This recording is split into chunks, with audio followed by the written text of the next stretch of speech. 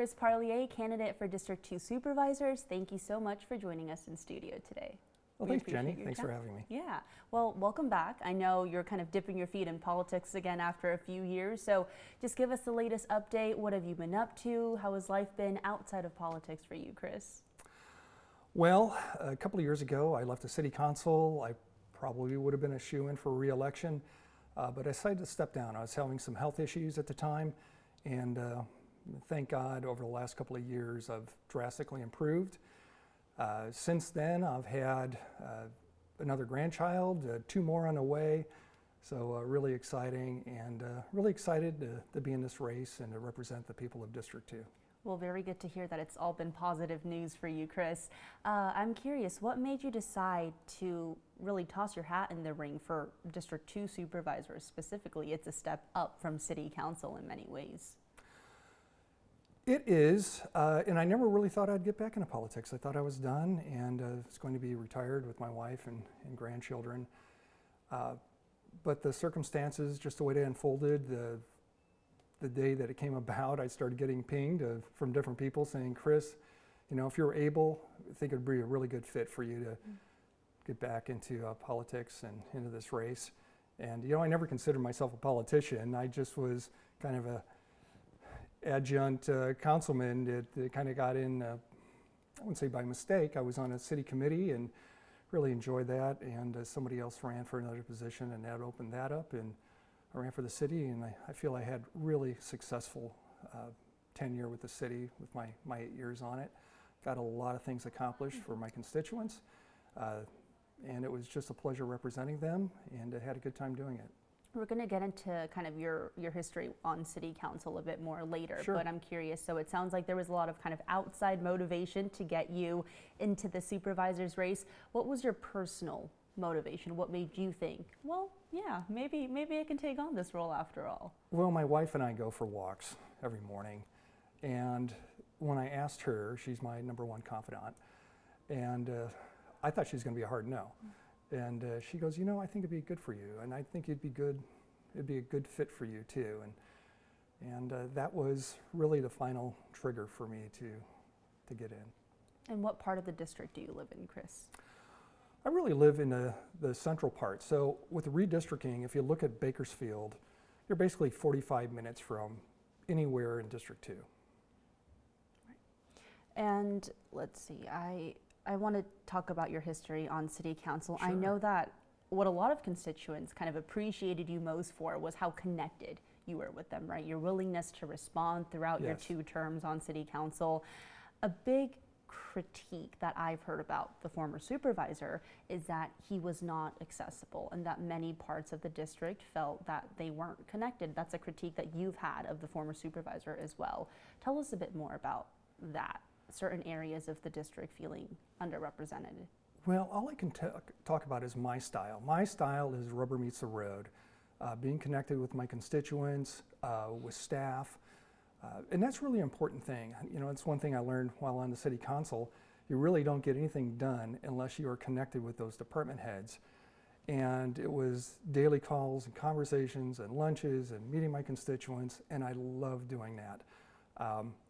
You know, from fixing potholes to ensuring law enforcement services were available, and really personal relationships that developed across the board. And I still have those relationships, and you know, it feels good. And when I was sick, you know, those people were around me, praying for me and being there for me, and it was a nice feeling.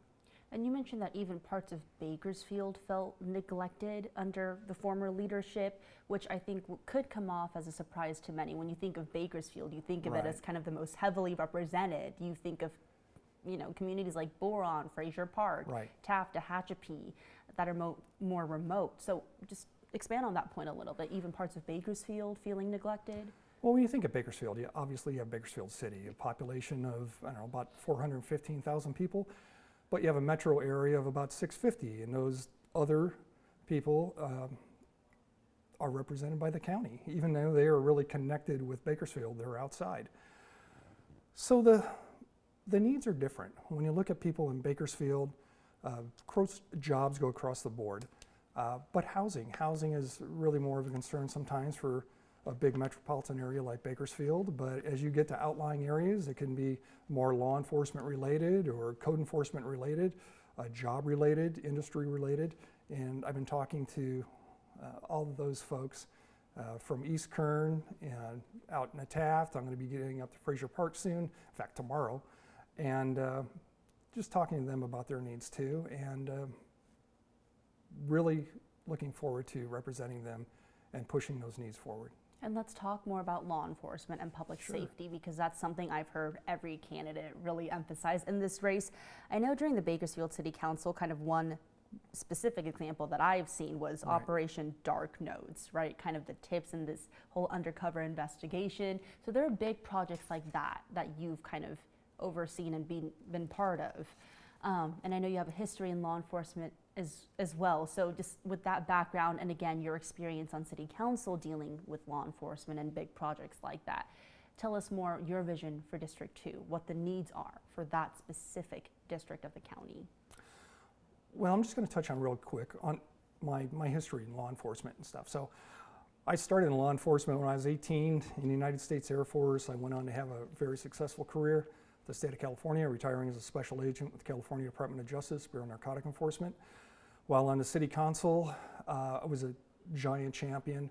I would say probably, I don't want to, well, my colleagues were awesome, and it's really a team effort to get things done, whether you're on the council or board of supervisors. But some highlights when I was on the hiring of 100 new police officers. Of course, that was a team effort. Bringing back the motorcycle unit from 0 to about 20, really increasing public safety, pedestrian safety. Was able to allocate $300,000 to the drone program. And one of my, I would say, biggest highlights, if you want to call it that, success stories, is ShotSpotter. Now, ShotSpotter is a technology that I feel saves lives, and not many people in politics can say you did something to probably save lives. But in 2017, there was a 5-year-old and a 7-year-old shot. A 5-year-old died at California and S Street downtown. And that wasn't my area, but it still was the city of Bakersfield, and was highly important to do something. And at the time, I was the chair of the Council Safe Neighborhoods Committee, and I heard some success that Fresno was having with that technology, and really pushed hard for it. It was about a $400,000 or $500,000 initial expense. We didn't have Measure N back then, so Bakersfield was very lean on our financing, but kept pushing city staff on it. Our former chief, Lyle Martin, was very interested in that technology too. We had multiple meetings on it, and we finally was able to receive some grant money for that project, and that has been a huge success at saving lives. Basically, a police officer can be sitting right down the street from a shooting, and as soon as that sound of the bullet is made, then that officer gets a text or dispatch gets a notification, and they can be there immediately instead of somebody calling and saying, I heard gunshots, where are they coming from? I really don't know, maybe a block over, I don't know, but this pinpoints it literally to a foot. So your experience fighting for that and being persistent for law enforcement and public safety increases on City Council, how does that translate to the district? What do you think District 2, again, just being such a remote community, specifically needs and lacks at the current moment? Well, it's funny you say remote community, and District 2 is remote. I mean, it's so eclectic where you have areas of Mojave with a spaceport, and California City, Roseman, but then you go out to our important oil industry, Taft, Maricopa, and then mountain communities like Fraser Park, but then again you have a core of Bakersfield, so we were talking about a giant metropolitan area. And I would say besides jobs and housing, public safety is number one. And I have the experience not only through my career, but through the City Council as a council member and vice mayor for the city of Bakersfield, to be able to hit the ground running immediately and be able to get those services, I think, as quick as possible. You mentioned that jobs, housing, and public safety are top priorities for you, Chris. What else, or of those three, what's a non-negotiable for you? Day one. Well, I don't want to trade one for the other. I think they're all important, and one thing that I learned on the console and really through life, try not to silo yourself. Laterally think. Not everything's going to stick, but if you're persistent, sometimes those things that you think are impossible become possible. And I want to talk more about oil and gas because, again, the person that you were trying to succeed was very tough on Sacramento and Governor Newsom when it came to those industries. So again, oil, gas, where do you stand on those topics? Well, I believe we have to support our local oil industry. In California, specifically in our region, you're talking about the most environmentally sound practices of getting oil, or I call it ground energies, out of the ground. But I'm an A to Z person too, looking at all sides of energy, whether that's wind, solar, or ground energies. I think it's all important. I think it's important to Kern County. So you're open-minded to kind of the solar and clean energy practices the state is pushing on us as well? Well, that's already happening out in East Kern. Right. So I think it's a basket of things, and they're all important, but I believe we need to support our oil industry too. How would you support that transition? Because I think the big debate from kind of state mandates into our local jurisdiction, for example, Chris, is that it's not a just transition, right? How do you account for all the jobs that might be lost? How do you adjust for that big transition people are going to have to make here in Kern? Right. So what do you propose when it comes to that transition? Well, it's not easy, and I really would like there not to be such a drastic transition. I think it's important to us as a local community, Kern County, and the state. It's so important to the state of California, but it's just not necessarily recognized. And when I was a representative on the council for the California League of Cities and talking to other representatives from other cities and even counties at the league, you really saw sort of a misunderstanding about the oil practices that are currently involved. We're not talking about some different country with very dirty practices of producing oil that were under all of the regulations of California to do that, and I believe do it in really a sound manner. So it's education, but you're right, it's a big hill to climb, but I think it's possible. And as a county supervisor, Chris, you would be one of kind of the biggest, I guess the main bridge this county would have Right. to state agencies, state law enforcement, the state governor, et cetera. So I'm curious, to what extent would you be tough on Sacramento, and to what extent would you work with Sacramento? And I ask that because our supervisors, again, on issues like oil and gas, we have a history of them suing the state for Right. overstepping kind of what it does as Right. a state agency. So I'm curious how you, as a county supervisor, again, as that bridge between Kern and Sacramento, would work with state officials up there, and what issues specifically? Well, I had a good reputation, I believe, when I was on the council of working with my colleagues regardless of party. And as a District 2 supervisor, I'm representing everybody. It's a nonpartisan seat, just like a city council. It's a nonpartisan race and position.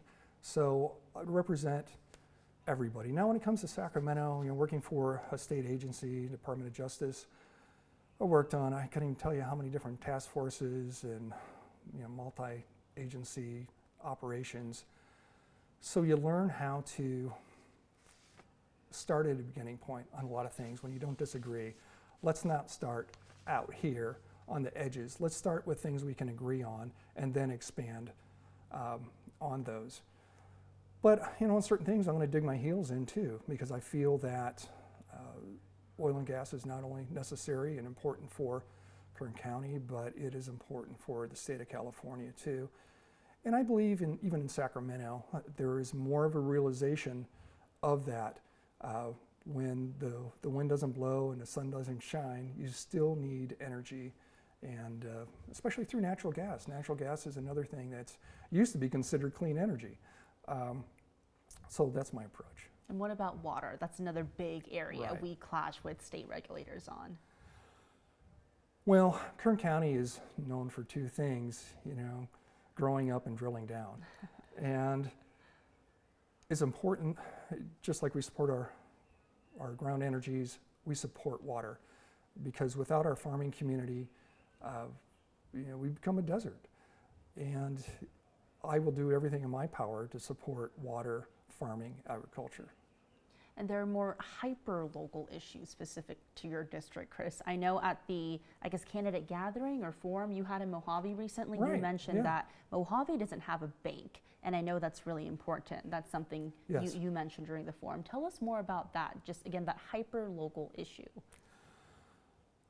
Well, when it comes to, let's say, banking needs, even if you have a business, you're older or younger, you don't necessarily have transportation, banking is such an important part of your life. And how do you get to a bank? I mean, you can go to Tehachapi, I guess you can go over to Lancaster, Palmdale, but that is a commute.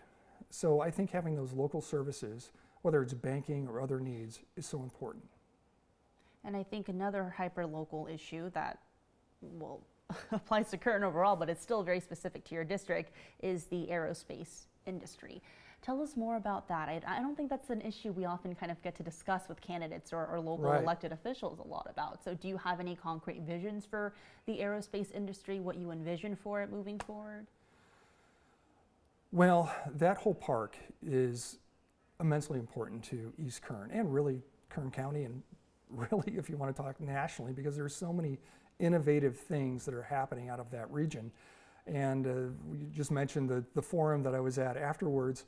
I went and met with some folks at the spaceport and really talked about different visions that they had and how I'd be able to support them.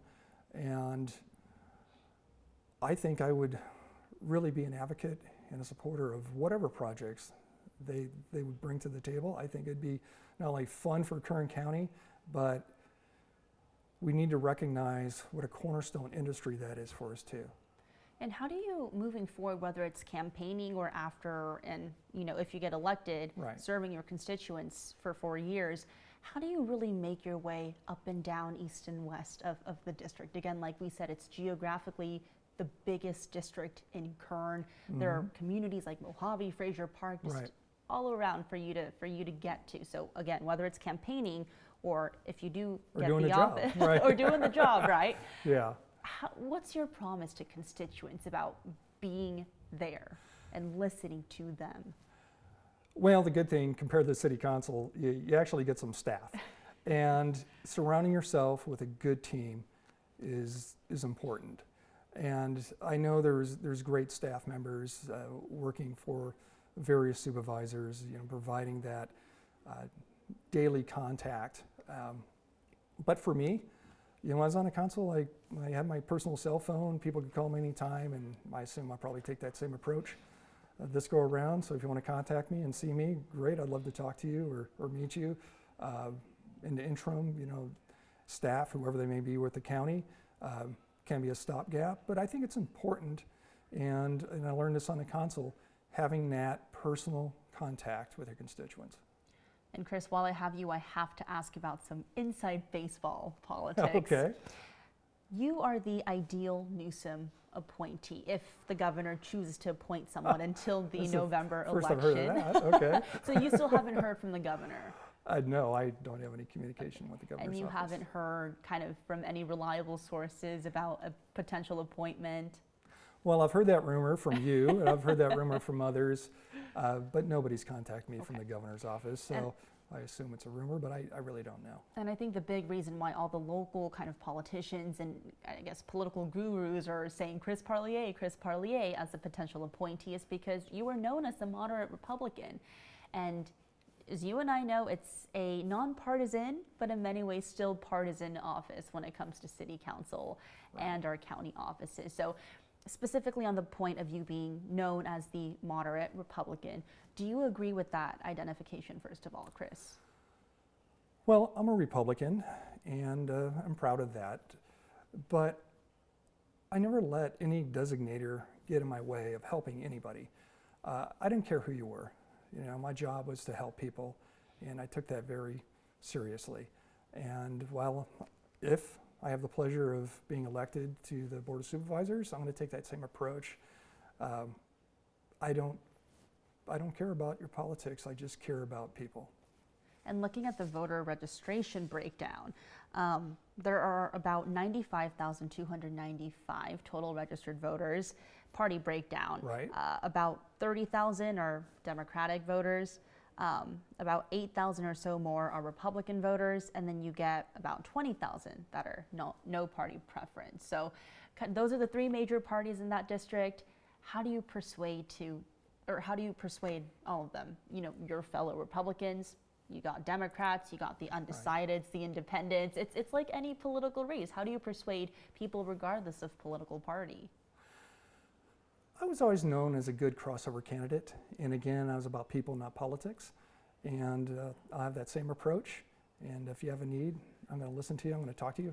Even if we don't disagree, I think it's important to have that conversation. How do you think you persuade people that you're actually about people and not the politics? Because anyone can really say that, but the fact that people believe you and that that's your track record shows that you've done something, right, to persuade people. You've proven that point.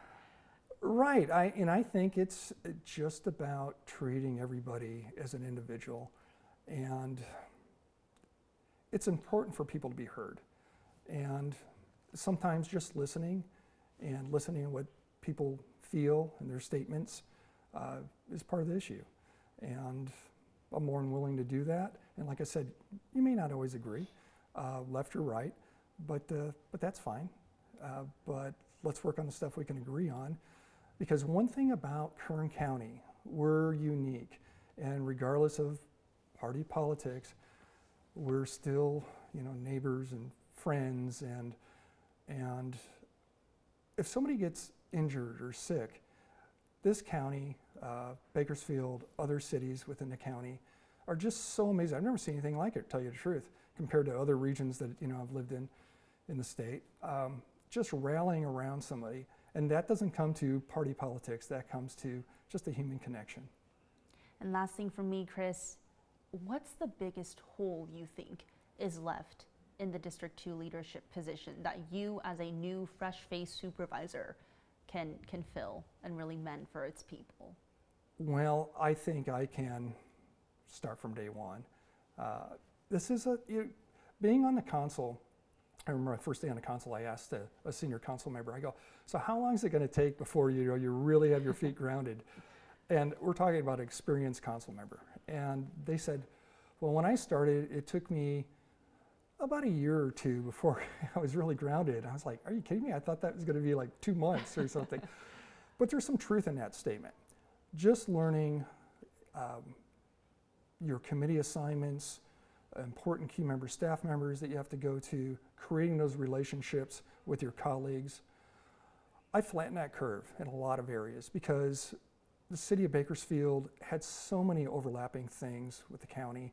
I mean, Bakersfield's the 9th largest city in the state, 52nd largest in the nation, and really a majority of decisions, 90% of the decisions that are made, either Bakersfield or the county, are really made in Bakersfield that affect outlying areas, just like decisions made in Sacramento or Washington, D.C. affect what happens here too. So I'll be able to, I think, again, hit the ground running, and I'd hope if I had half as much success as I did on the city council, I think it'd still be a win. So, and I really look forward to it, and I actually look forward to doing more things than I did there. And I think a lot of people are excited to see your name regardless. Chris Parlier is back. Oh, thank you, that means a lot. And Chris, that's it from me, but opening up the floor completely to you. Anything I miss when it comes to your campaign for supervisor? I think we covered just about all. Okay, thank you. Alrighty, well again, Chris Parlier, thank you so much for your time. We appreciate you being in studio. Thanks, Jenny.